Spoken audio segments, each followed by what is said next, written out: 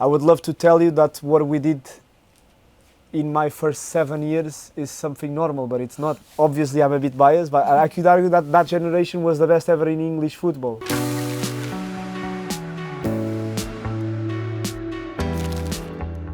Thank you for your time today. Let's start with why football? How did you end up in this sport?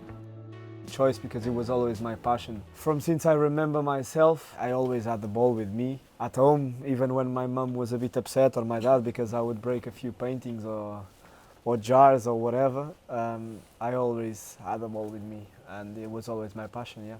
Did you have brothers and sisters as well? Was it a family thing? 2 sisters, so it was not a family thing. Obviously, my dad is also a big football fan, and he liked to play as well. And even my mum, she always went to football games, even though she's not from my club. She's from the rivals. Oh, so my dad's side of the family is from one team. My mum's the other side of the city. So is your dad's team Benfica? Yeah, my dad's team Benfica, my mum's team Sporting. Oh, that must have been controversial when you went to Benfica. What did she make of that?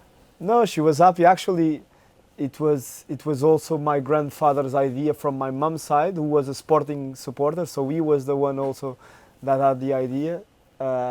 So they were always very supportive, yeah. Did you play for a team before you went to Benfica? No. Straight to Benfica? I played 12 years at Benfica. 9 years is at City now. 12 years at Benfica. So from when I was 7 until I was 19. What was it about that team that you knew, other than it being your dad's team? Why was it the right place for you? I'm a Benfica fan, but Benfica is the biggest club in Portugal. I would go to Benfica games with my dad, and it was since I was a little boy. It was always my dream to be there, to play for that club. And I was really lucky to get that opportunity of learning from the best coaches in Portugal, having the best facilities from that early age at Benfica. So 12 years at Benfica. You've obviously played for Monaco and Manchester City since. But who would you say has had the biggest influence on your career and the player you are today? It's difficult to say. I would say between Benfica and Man City, for the time, because Monaco was 3 years. Even though I was really happy there, it was only 3 years. Man City 9 now. Benfica shaped me from when I was 7 until 19. They gave me not only the football knowledge, but also they shaped me a little bit as a man. They made me tougher and stronger.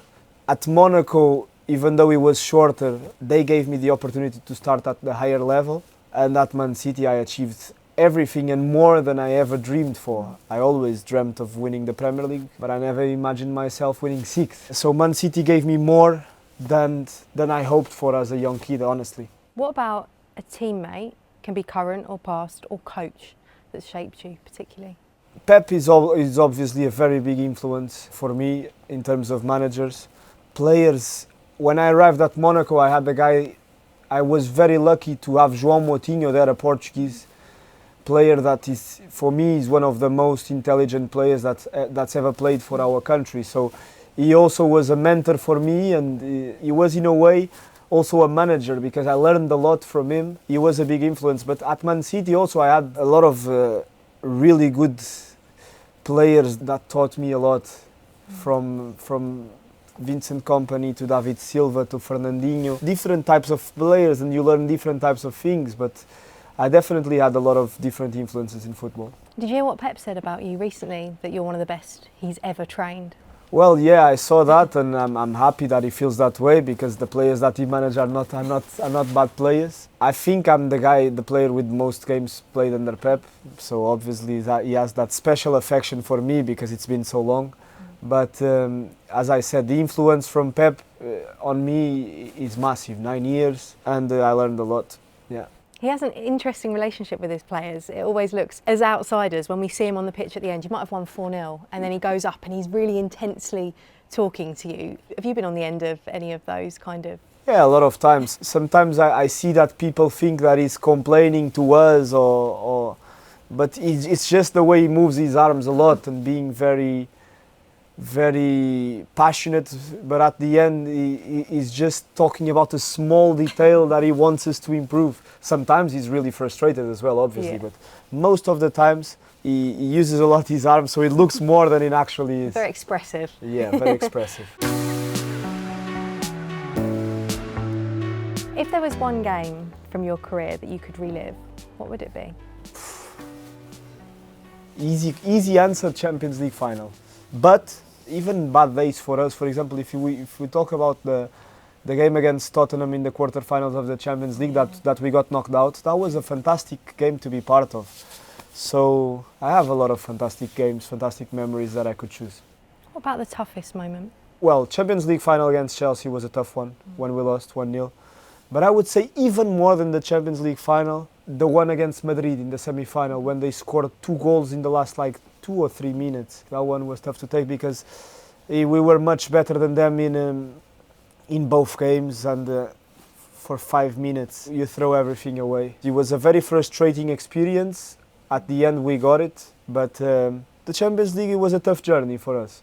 You mentioned there the word frustrating.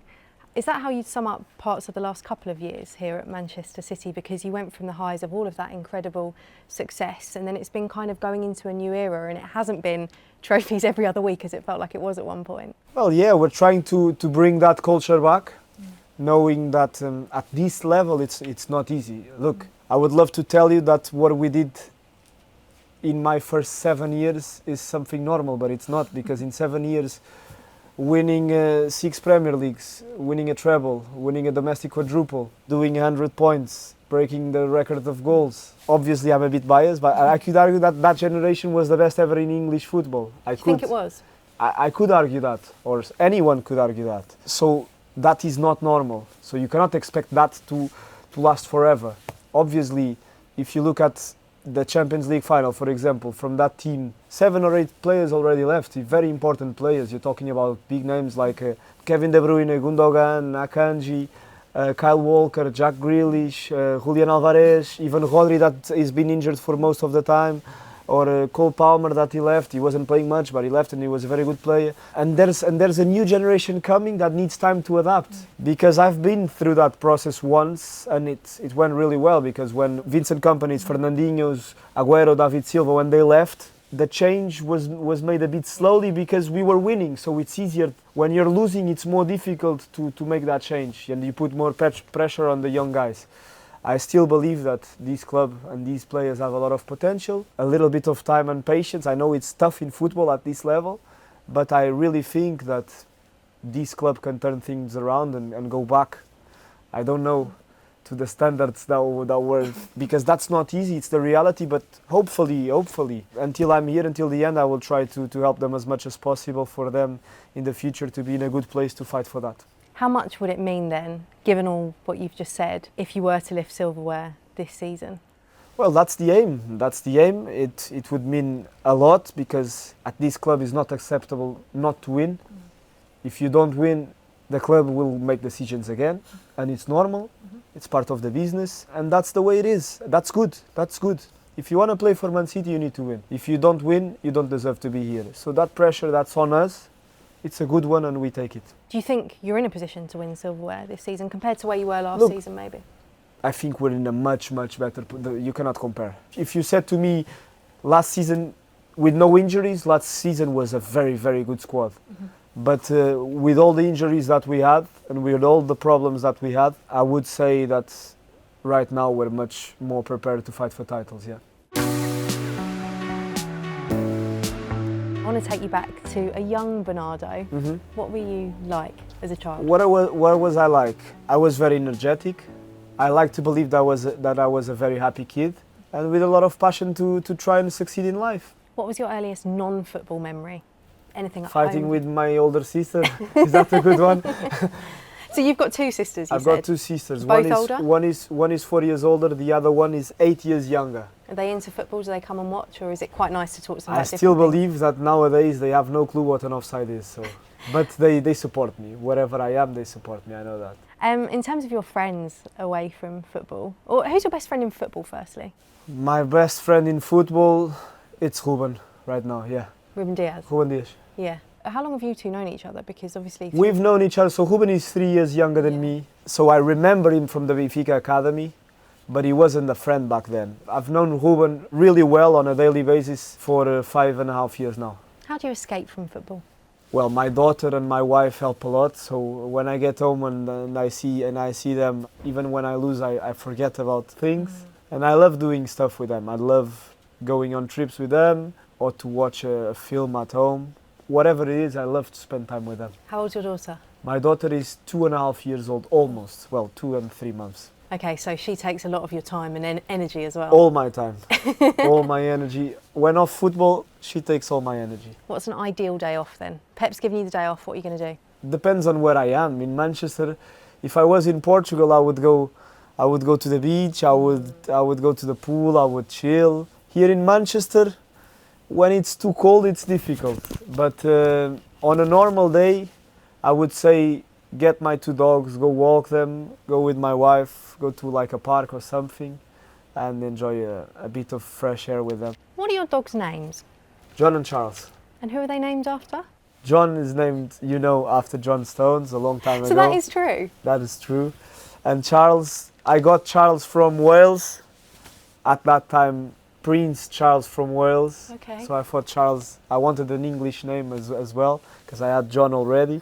So I chose Charles as well. Tell me one thing about yourself that would surprise me. I think that I'm really good at football, and I always dedicated my life to that. I actually have no clue what I would do if I wasn't a football player. I never had the chance to explore hidden talents because I dedicated my life to football. My next question was going to be, if I wasn't a footballer, I would be... I don't know. It's a very difficult question. I would love to know because when I finish football, if I don't want to stay in the game, I want to do something. I don't want to stop. So that's a very good question. I'm still gonna try to find that out when I finish my career. I had a chat with your Portugal head coach, Roberto Martinez, recently, and he actually said, I said I was coming to speak to you, and he said, when Bernardo finishes playing, he will be a manager. Is he right? I don't know. I think I could.